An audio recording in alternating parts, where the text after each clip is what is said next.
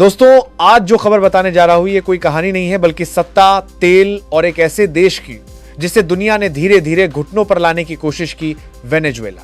और इस खबर के बीच में खड़ा है एक नाम जो पूरी दुनिया में विवाद, सख्ती और चालाक राजनीति के लिए जाना जाता है, अमेरिका। लेकिन सवाल यह है दोस्तों, अगर अमेरिका खुद को लोकतंत्र का रक्षक कहता है तो फिर निकोलस मादुरो की गिरफ्तारी के पीछे इतनी साजिश, इतना दबाव और इतनी खामोशी क्यों? यहीं से शुरू होता है इस वीडियो का असली सस्पेंस। दोस्तों, वेनेजुएला दुनिया के उन चुनिंदा देशों में से एक है जिसके पास सबसे ज्यादा तेल भंडार है। इतना तेल कि अगर सही तरीके से इस्तेमाल हो तो हर नागरिक अमीर हो सकता है। लेकिन हकीकत क्या है? दुकानों में खाना नहीं, दवाइयां गायब, लोग देश छोड़कर भाग रहे हैं और डॉलर की कीमत आसमान छू रही है। अब सवाल उठता है, तेल है फिर भी बदहाली क्यों? यहीं से अमेरिका की कहानी धीरे धीरे सामने आती है। वीडियो साफ इशारा करता है दोस्तों कि अमेरिका जब भी किसी देश में लोकतंत्र बचाने की बात करता है तो उसके पीछे तीन चीजें जरूर होती हैं: प्राकृतिक संसाधन, रणनीतिक जगह, अपनी सरकार बैठाने की इच्छा। वेनेजुएला इन तीनों पर खरा उतरता है। अमेरिका कहता है मादुरो तानाशाह है, वेनेजुएला में लोकतंत्र नहीं है। लेकिन यही अमेरिका दुनिया के कई तानाशाही देशों से तेल भी खरीदता है, हथियार भी बेचता है। तो फिर सवाल वही, मादुरो ही क्यों? दोस्तों, जब निकोलस मादुरो की गिरफ्तारी की खबरें सामने आती हैं, अचानक पूरी दुनिया में हलचल मच जाती है। लेकिन हैरानी की बात क्या है? अमेरिका इसे न्याय कहता है, यूरोप चुप रहता है, संयुक्त राष्ट्र औपचारिक बयान देता है और आम जनता को असली वजह कभी बताई ही नहीं जाती। क्या यह गिरफ्तारी सच में कानून के तहत हुई या ये एक राजनीतिक स्क्रिप्ट थी? दोस्तों, यही वो जगह है जहां वीडियो अमेरिका को कटघरे में खड़ा करता है। अगर मानवाधिकार ही मुद्दा है तो फिर अमेरिका सऊदी अरब पर चुप क्यों रहता है? इजराइल के मामलों में आंख क्यों मूंद लेता है? अफ्रीका के कई देशों पर कार्रवाई क्यों नहीं करता? जवाब सीधा है दोस्तों, वहां अमेरिका का फायदा जुड़ा है। जहां फायदा नहीं, वहां तानाशाह, मानवाधिकार, प्रतिबंध जैसे शब्द सामने आ जाते हैं। मादुरो से गलतियां हुई, लेकिन क्या सारी तबाही के लिए सिर्फ वही जिम्मेदार है? या फिर अमेरिकी प्रतिबंध, बैंकिंग सिस्टम को ब्लॉक करना, तेल बेचने पर रोक, विदेशी कंपनियों को बाहर निकालना, इन सब ने वेनेजुएला की कमर तोड़ दी? दोस्तों, जब किसी देश की सांस रोक दी जाती है तो फिर कहा जाता है, देखो यह सरकार फेल हो गई। यह राजनीति नहीं, यह एक चाल है। यह मीडिया पर भी तीखा हमला उठता है। ज्यादातर इंटरनेशनल मीडिया अमेरिका की लाइन ही दिखाती है। प्रतिबंधों की बात नहीं, भूख की असली वजह नहीं, आम जनता की चीख नहीं, बस एक ही लाइन, मादुरो मस्को। और दोस्तों, जब बार बार वही बात दिखाई जाए तो दुनिया उसे सच मान लेती है। यह सीधे भारत का नाम नहीं, लेकिन एक बहुत बड़ा संकेत देता है। भारत वेनेजुएला नहीं है, भारत झुकने वाला देश नहीं है। यही वजह है कि अमेरिका भारत से बात करता है, धमकी नहीं देता। अगर कोई देश आर्थिक और राजनीतिक रूप से खुद को मजबूत रखे तो कोई भी सुपर पावर उसे वेनेजुएला नहीं बना सकता। दोस्तों, इस पूरी कहानी का सबसे डरावना सवाल यह है, अगर कल किसी और देश ने अमेरिका की बात मानने से इनकार कर दिया तो क्या वही कहानी दोहराई जाएगी? दोस्तों, यह वीडियो सिर्फ मादुरो की कहानी नहीं है। यह कहानी है सत्ता की, संसाधनों की, दोहरी नीति की और दुनिया की सच्चाई की। अमेरिका कोई फरिश्ता नहीं और मादुरो कोई संत नहीं। लेकिन जब न्याय भी राजनीति के तराजू से तौला जाए तो सवाल उठाना जरूरी हो जाता है। दोस्तों, अगर आपको लगा था कि निकोलस मादुरो की गिरफ्तारी सिर्फ एक कानूनी कार्रवाई थी तो जरा रुकिए। जो बात अब सामने आने वाली है वो शायद आपको असहज कर दे। दोस्तों, बताया गया है कि जिस रात मादुरो के खिलाफ बड़ा कदम उठाया गया, उस रात वेनेजुएला की राजधानी कराकस अजीब सन्नाटे में डूबी हुई थी।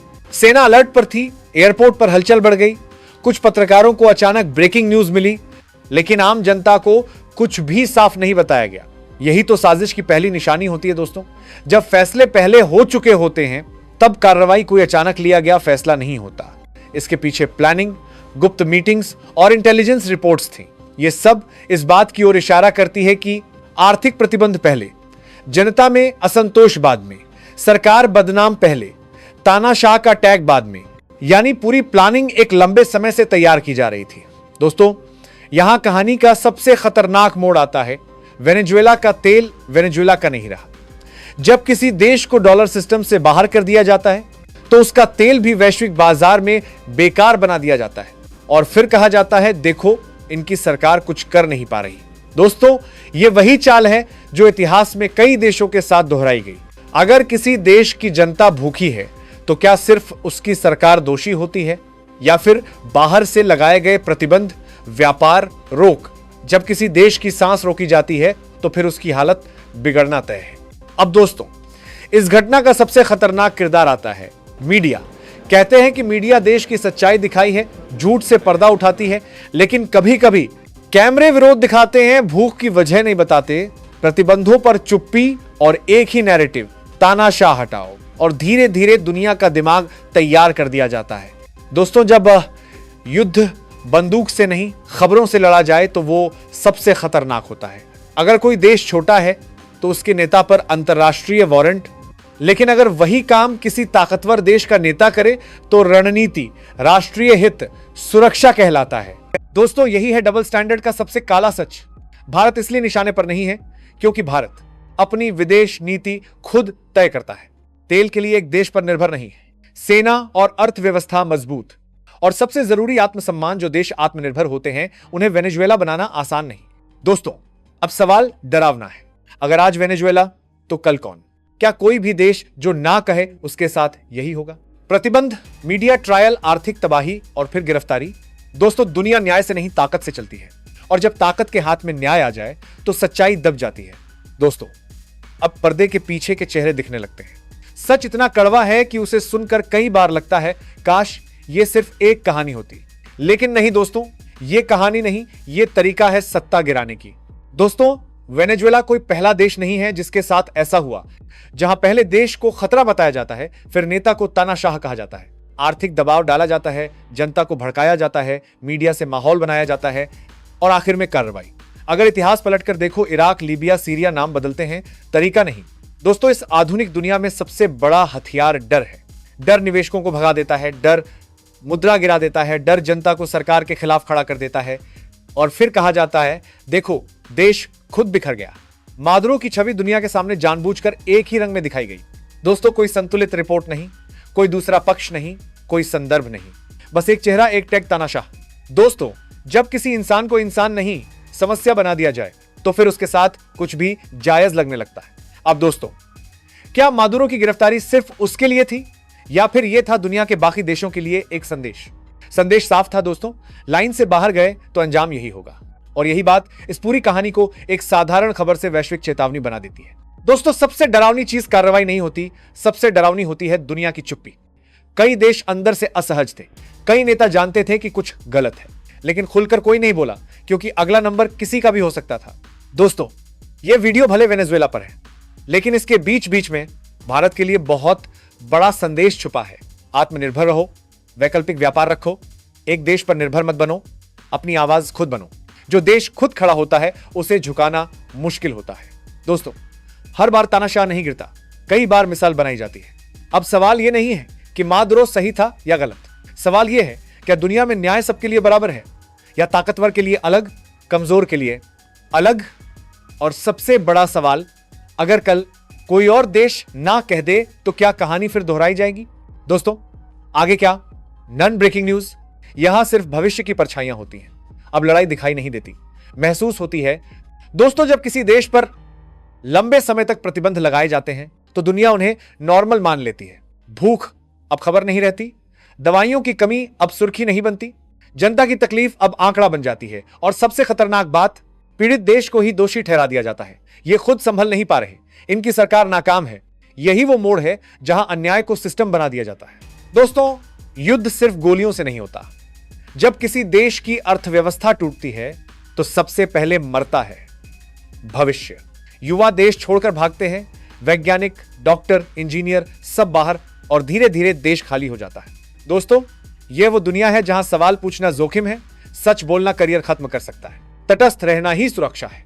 यह कोई तानाशाही नहीं दिखती, लेकिन यही सबसे परफेक्ट तानाशाही होती है। दोस्तों, यह वीडियो भारत को धमकाता नहीं, यह भारत को आईना दिखाता है। कहता है अगर आर्थिक आत्मनिर्भरता नहीं, अगर रणनीतिक संतुलन नहीं, अगर सूचना पर नियंत्रण नहीं, तो कोई भी देश एक दिन वेनेजुएला की कहानी बन सकता है। लेकिन दोस्तों, यही वीडियो उम्मीद भी देता है। भारत के पास विकल्प हैं, भारत के पास आवाज है, भारत के पास इतिहास की समझ है। दोस्तों, अब युद्ध बदल चुका है। आज का युद्ध होता है करेंसी से, डेटा से, नैरेटिव से, मीडिया से। जो देश इन चारों पर नियंत्रण नहीं रखता वो लड़ाई शुरू होने से पहले ही हार जाता है। दोस्तों, जागरूक जनता से, सवाल पूछने से, इतिहास समझने से, हर खबर को सच मानने से पहले सोचने से, यही वो चीज है जिससे सबसे ताकतवर सिस्टम भी डरता है। अगली बार जब आप कोई खबर देखें, फला देश तानाशाह है, फला सरकार गिरनी चाहिए, तो एक पल रुककर सोचना, क्या यह सच है या किसी देश का बनाया हुआ कहानी। दोस्तों, अंत में इतना ही कहना है कि यह वक्त एकजुट रहने का है। यह वक्त अपनी सरकार के फैसलों को समझने का है। जब देश की सुरक्षा की बात आती है तो राजनीति, धर्म और भाषा सब पीछे छूट जाते हैं। आगे सिर्फ तिरंगा होता है और यही तिरंगा आज पूरे आत्मविश्वास के साथ लहरा रहा है। अगर आपको यह पूरी रिपोर्ट अच्छी लगी हो तो इसे ज्यादा से ज्यादा शेयर करें, वीडियो को लाइक करें, साथ ही चैनल को सब्सक्राइब कर नीचे कमेंट में जय हिंद जरूर लिखें।